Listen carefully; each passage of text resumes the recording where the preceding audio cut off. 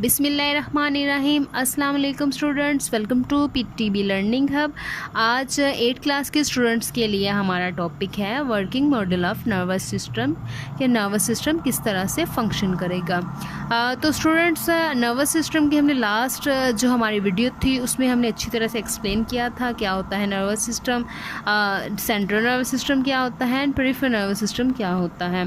तो आज हम बात करेंगे कि नर्वस सिस्टम किस तरह से काम करता है। इसके साथ साथ लास्ट वीडियो में हमने ब्रेन को अच्छी तरह से एक्सप्लेन किया था एंड स्पाइनल कॉर्ड की भी हमने बात की थी। तो देखते हैं हम कैसे काम करता है नर्वस सिस्टम।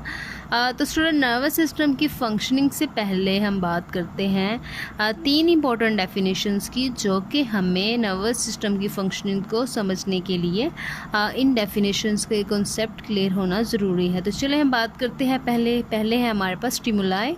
स्टिमुलाई क्या होते हैं स्टूडेंट्स? जो हमारे इर्द गिर्द इंटरनली या फिर एक्सटर्नली चेंजेस आते हैं वो क्या कहलाते हैं? वो स्टिमुलाई कहलाते हैं, इन्वायरमेंटल चेंजेस। इसके बाद स्टूडेंट रिसेप्टर्स क्या होते हैं? हमारे इर्द गिर्द चेंजेस तो आ गए, अब हमें कैसे पता चलेगा उन चेंजेस का? ऑफ कोर्स जब हम फील करेंगे। तो हम कैसे फील करेंगे? हमारे कुछ सेंस ऑर्गन्स होंगे जो कि फील करेंगे।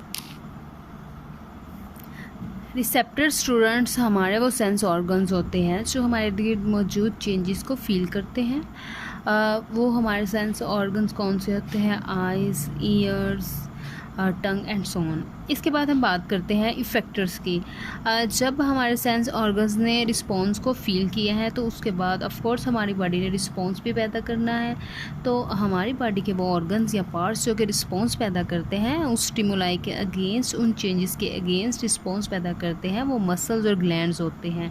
ठीक है स्टूडेंट्स, ये तीनों डेफिनेशन आपको क्लियर हो गई। जो हमारे इर्द गिर्द मौजूद चेंजेस होते हैं वो स्टिमुलाई कहलाते हैं, और जो चेंजेस को फील करते हैं वो रिसेप्टर्स होते हैं जो हमारे सेंस ऑर्गन्स होते हैं, और जो रिस्पॉन्स पैदा करते हैं मसल्स और ग्लैंड्स वो इफेक्टर्स कहलाते हैं। अब इन तीनों डेफिनेशन की मदद से हम ये सारा वर्किंग मॉडल जो है नर्वस सिस्टम का ये एक्सप्लेन करते हैं। सबसे पहले स्टूडेंट, इस डायग्राम में आप देखें एक ह्यूमन है, उसके आगे ये है पानी का ग्लास है। तो इसमें स्टिमुलाई क्या है? स्टिमुलाई से ही ये वर्किंग मॉडल जो है वो शुरू होगा। सबसे पहले हमारा स्टिमुलाई है पानी का ग्लास, मीन्स इंटरनली एक्सटर्नली ये चेंज आया है कि इसके आगे टेबल के ऊपर एक पानी का ग्लास है। ठीक है, अब स्टिमुलाई आ चुका है। अब रिसेप्टर्स क्या हैं? मींस किसने फील किया है ये चेंज? ऑफ कोर्स उसकी आइज़ ने। तो यहाँ पे रिसेप्टर्स क्या होगा? कौन सा सेंस ऑर्गन्स होगा? उसकी आइज़, उसकी आंखों ने उनको देखा, उनको फील किया स्टिमुलाई को। उसके बाद सेंस ऑर्गन से रिलेटेड सेंसरी न्यूरॉन जो है वो मैसेज लेके गई है ब्रेन की तरफ। ये जो रेड कलर की है ये सेंसरी न्यूरॉन है, क्योंकि ये सेंस ऑर्गन मीन्स आइज़ से मैसेज लेके गई है ब्रेन की तरफ।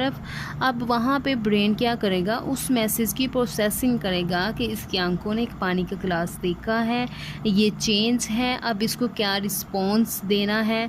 तो सेंसरी न्यूरॉन के आगे है हमारे पास ग्रीन कलर की, ये इंटर न्यूरॉन है जो कि सेंसरी और मोटर न्यूरॉन को आपस में मिलाती हैं। ठीक है, इंटरकनेक्शन करती हैं दोनों का।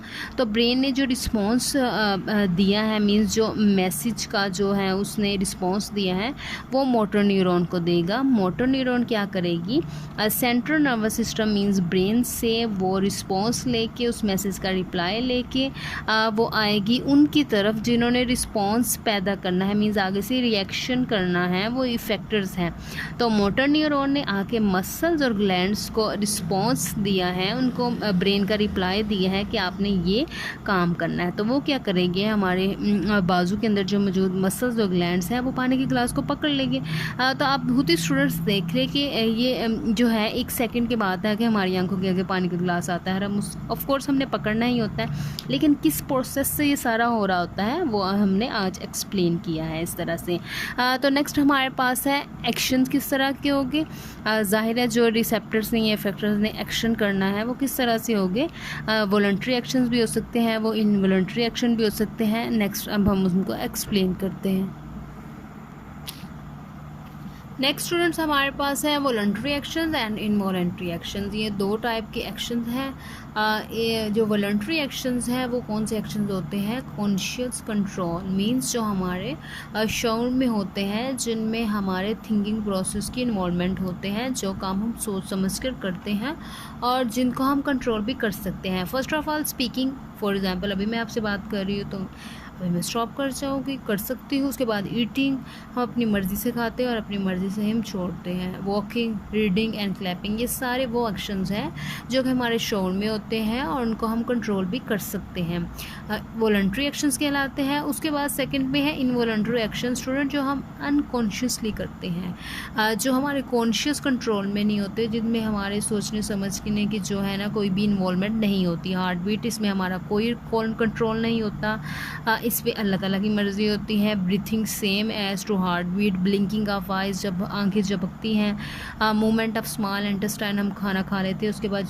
जो पूरा डाइजेशन का प्रोसेस है वो हमारी मर्ज़ी से नहीं हो रहा होता, हमारी मर्ज़ी से वो कंट्रोल भी नहीं होता, मीन स्टॉप भी नहीं हो सकता। वो सारा जो है इनवॉलंटरी एक्शंस हैं। इनवॉलंटरी एक्शन किस तरह से हो सकते हैं, उनका रिस्पॉन्स किस तरह से हो सकते हैं, वो हम डिस्कस करते हैं रिफ्लेक्स आर्क में। नेक्स्ट स्टूडेंट्स हम बात करेंगे रिफ्लेक्स एक्शंस की। रिफ्लेक्स एक्शंस क्या होते हैं? जो हमारे इर्द गिर्द इंटरनली या एक्सटर्नली चेंजेस आते हैं, जिनको हम स्टिमुलाई बोलते हैं। इन स्टिमुलाई के अगेन जो इमीडिएट एंड क्विकली रिस्पॉन्स आता है वो रिफ्लेक्स एक्शन कहलाता है। तो रिफ्लेक्स एक्शन को मैं डायग्राम के थ्रू एक्सप्लेन करूँगी। उसको एक्सप्लेन करने से पहले स्टूडेंट्स आपने 3 मेन डेफिनेशन जो कि मैंने आपको अच्छी तरह से समझाई हैं, स्टिमुलाई, रिसेप्टर, इफेक्टर में कंफ्यूज नहीं होना। अगर आपके कॉन्सेप्ट अभी भी क्लियर है, अभी भी आप नहीं भूले, तो हम अभी इस डायग्राम को सॉल्व कर लेते हैं। चलिए स्टूडेंट्स हम स्टार्ट करते हैं। सबसे पहले हम बात करेंगे यहाँ पे स्टिमुलाई कौन सा है। यहाँ पे स्टिमुलाई है हॉट ऑब्जेक्ट, एक गर्म मोमबत्ती पड़ी हुई है। तो इसको इस बंदे ने क्या किया है, इस बंदे ने इसके पास अगर इसकी उंगली चली गई है या फिर इसने हुद लेके गया है या फिर वैसे किसी वजह से अनकॉन्शियसली चली गई है, तो फिर क्या हुआ है, यहाँ पे स्टिमुलाई हमारे पास हॉट ऑब्जेक्ट है और हॉट ऑब्जेक्ट को इस बंदे ने फील कर लिया है। किस चीज़ ने फील करना है, यहाँ पे हमारे पास रिसेप्टर क्या है जो कि फील करेगा कि ये जो मोमबत्ती है यहाँ से गर्मी मीन्स हिद्दत जो है वो महसूस हो रही है। तो ऑफ कोर्स सेंस ऑर्गन यहाँ पे डिटेक्ट करेंगे। कौन सा सेंस ऑर्गन यहाँ पे डिटेक्ट करेगा? स्किन। तो स्किन से जो है जब उसकी स्किन को जब हिद्दत महसूस हुई, गर्मी महसूस हुई, तो एक जो सेंसरी न्यूरॉन के अंदर एक रास्ता बन गया। वो रास्ता क्या है, ये जो ग्रीन कलर का मैंने मेंशन किया है, ये यहाँ से मैसेज लेके गया है कि भाई ये मेरी जो स्किन है उसने टच किया मोमबत्ती को और मुझे बड़ी गर्मी महसूस हो रही है। तो ये मैसेज जो है ग्रीन कलर की लाइन में ये कहाँ पे चला गया? स्पाइनल कॉर्ड पे। जैसे एक बच्चे को जो है वो दूसरा बच्चा अगर तंग करे तो वो फ़ौरन से वो मैसेज लेके जाता है अपनी मम्मा की तरफ कि मम्मा इसने ना मुझे तंग किया। इस तरह से ये जो है ना ग्रीन कलर के जो रास्ता है, इस रास्ते के ज़रिए ये मैसेज जा रहा है स्टिमुलाई के बारे में कि वहाँ पे गर्मी है और मेरी उंगली ने उसको टच कर लिया है। तो ये जो डायरेक्शन है ग्रीन कलर की मैंने दिखाई हुई है, ये सेंसरी न्यूरॉन के ज़रिए मैसेज कहाँ पे चला गया भाई? अम्मी जान के पास मैसेज आ गया है स्पाइनल कॉर्ड का। अब क्या होगा, स्पाइनल कॉर्ड के अंदर मौजूद होगी एक इंटरन्यूरॉन। इंटरन्यूरॉन का क्या फंक्शन है भाई? ये स्पाइनल सेंसरी न्यूरॉन और मोटर न्यूरॉन को ज्वाइन करेगी। उनके जो मैसेजेस और उनके जो रिस्पॉन्सेज होंगे उनको कोऑर्डिनेट करेगी। तो इंटरन्यूरॉन ने क्या है, स्पाइनल कॉर्ड ने जो उसका आंसर है, जो रिप्लाई है अम्मी जान ने, वो भी तैयार कर लिया है स्पाइनल कॉर्ड ने। अब वो स्पाइनल कॉर्ड क्या करेगी, वो जो रिस्पॉन्स है उसका आंसर है वो मोटर न्यूरॉन को दे देगी। तो ये जो ब्लू कलर की आपको दिखाई दे रही है ये मोटर न्यूरॉन है। ये जो है रिप्लाई लेके आ गई है स्पाइनल कॉर्ड से और वापस जाके इसने किसको देना है भाई? इसने देना है मसल्स और ग्लैंड्स, इफेक्टर्स। ये जो रेड कलर का बाजू के अंदर मसल्स और ग्लैंड्स मौजूद है, ये रिस्पॉन्स पैदा करेंगे और ये इनको हम इफेक्टर्स बोलेंगे।